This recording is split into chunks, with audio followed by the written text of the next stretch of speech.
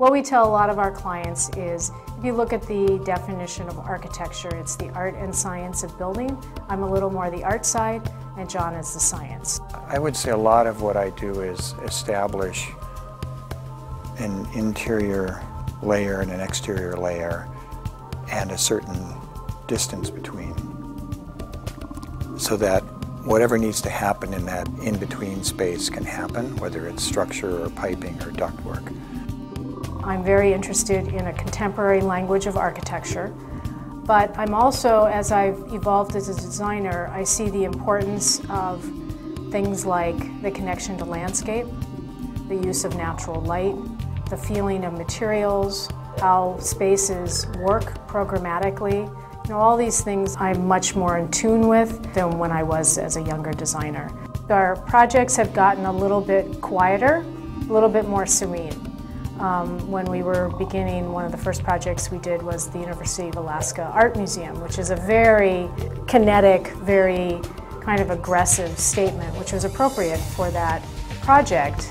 But as we've evolved, and maybe it has something to do with getting involved with more religious work, where there's kind of a more spiritual aspect to our projects, where the work has maybe gotten a little bit quieter, and also stronger connections to landscape. So this is actually the mausoleum at Lakewood Cemetery, and this is a basswood model. This is really just a study model that we did for the project during the design phase. One of the primary reasons we do the physical model, beyond the fact that it helps us design, is it also allows our clients to literally understand, see what they're getting. Again, a lot of times in drawings and even in computer models, it's hard to understand what the experience would be like, but if we build a model that's big and you can actually stick your head in it, you can understand the spaces.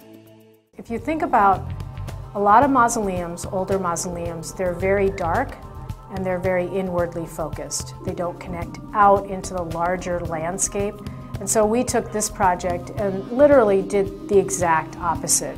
We made the spaces very outwardly focused to the landscape and flooded them with light. And it resonates with people. People feel very comforted in this environment that they don't necessarily expect when they go into a mausoleum. I like expanding our portfolio, and the nice thing about it is at HGA we have so much deep experience in those building types. We can get that we can grab onto that knowledge, and then we put this overlay of high design on it.